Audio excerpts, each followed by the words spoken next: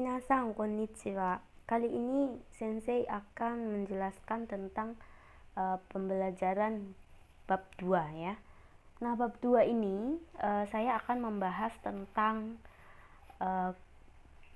tunjuk-menunjuk ya. Nah, kita pertama mulai dulu dengan kosakatanya. Yang pertama ada hong. Hong desu. Buku. Jisho. Jisho desu. Kamus. Zashi. Zashi desu. Majalah. Shimbun. Shimbun desu. Koran. Noto. Noto desu. Buku catatan. Techo. Techo desu. Buku agenda. Kado. Kado desu. Kartu. Terehon kado. Terehon kado desu. Telepon card ya. Enpitsu. Enpitsu desu. Pensil. Bolpen. Bolpen desu. Pulpen. Sharpu pensil.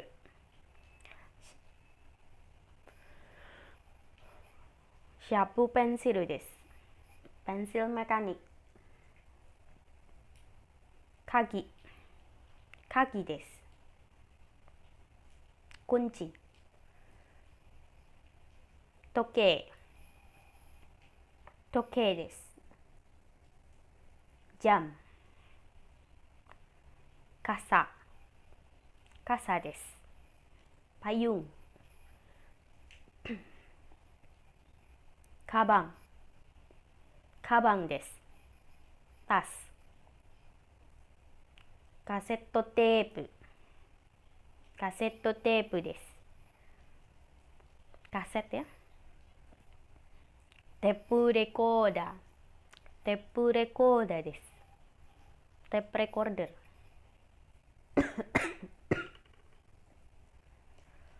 Terebi.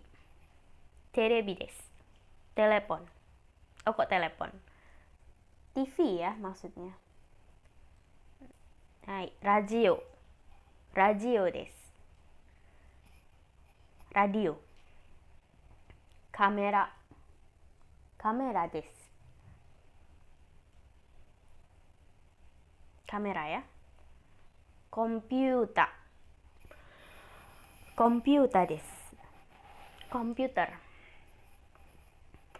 Jidosha. Jidosha desu. Mobil. Tsukue. Tsukue desu. Meja. Isu.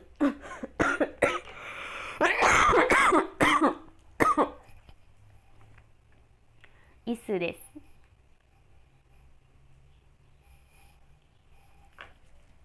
Kursi. Chokoreto. Chokoreto desu. Coklat. Kohi. Kohi desu. Kopi ya tadi ya. Nah, setelah itu kita coba ke selanjutnya ya. Untuk latihan, minasan coba latihan sendiri. Nah, inti dari bab 2 ini adalah kata tunjuknya, yaitu kore. Jadi yang berkata kore itu adalah perempuan yang membawa pulpen. Itu dia akan mengatakan kore. Ini karena barangnya itu ada di dekat si perempuan. Kemudian apabila barangnya dibawa perempuan nih, nah si laki-laki yang bilang pasti itu tah, barang itu ya. Otomatis laki-laki akan bilang sore.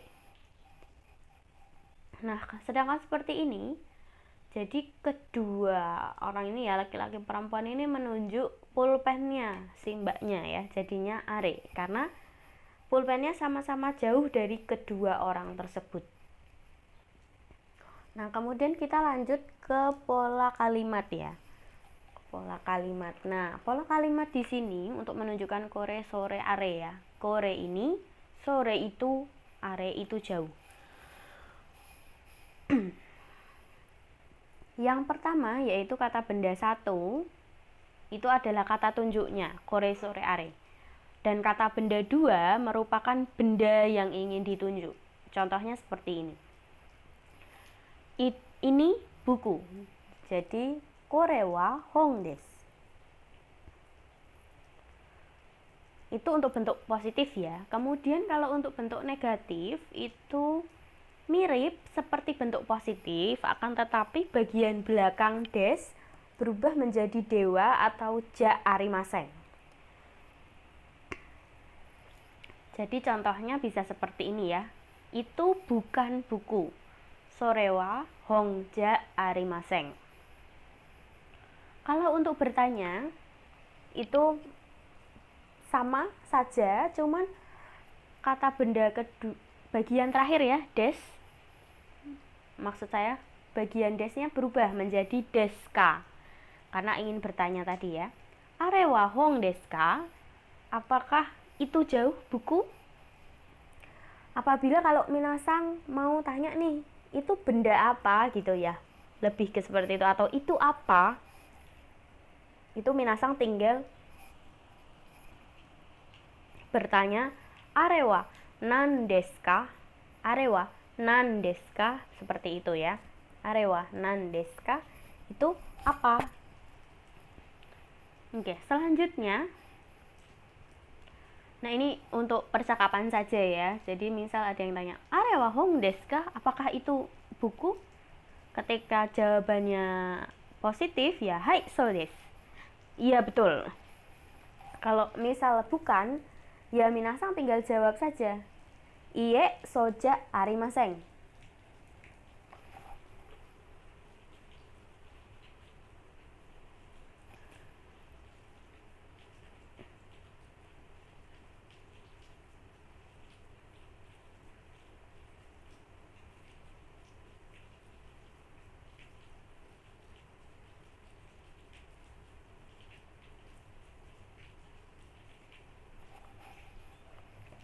Kemudian selanjutnya adalah untuk menanyakan memilih jawaban yang tepat. Maksudnya gini, misalkan minasang punya dua pilihan ya, ini angka 1 atau angka 7 kayak gitu, ini angka 1 atau angka 7 ya kan, pasti minasang katanya ini 1 atau 7 ya.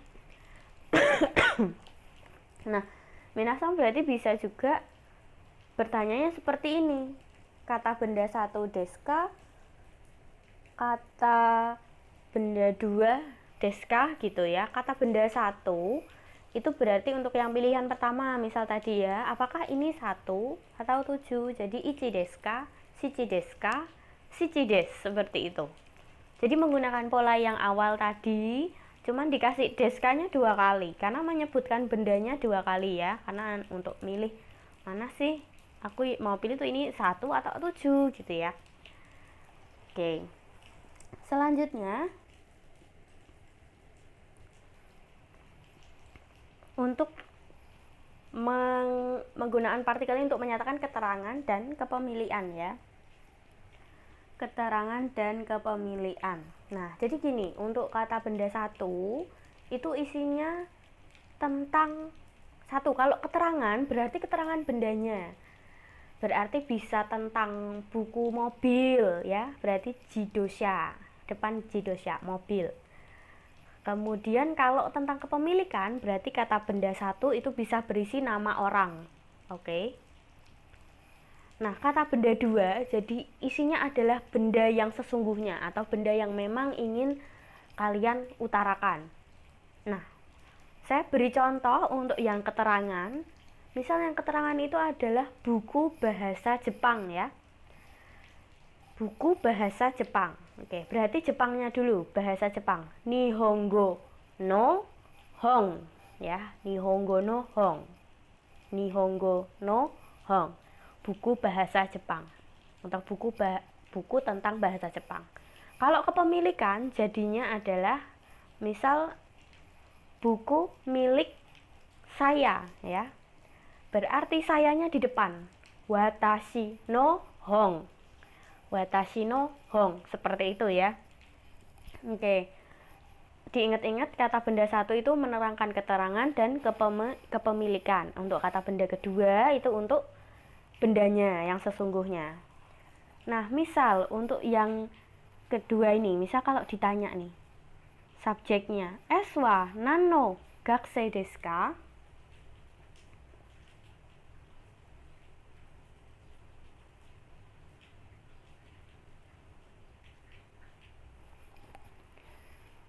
Nah, itu ditanya, itu S itu murid apa gitu ya. Murid apa? Nah, bisa juga seperti ini. Kore wa Nihongo no hong desu. Kayak ini contoh yang tadi ya. Ini buku bahasa Jepang. Kalau ditanya kore wa nan no hong desu ka? Kalau tanya seperti itu. Nan no hong desu ka? Nah, misalkan kalau minasang mau tanya tentang kepemilikan. Bisa juga langsung aja. Dare no hong desu ka? Buku milik siapa?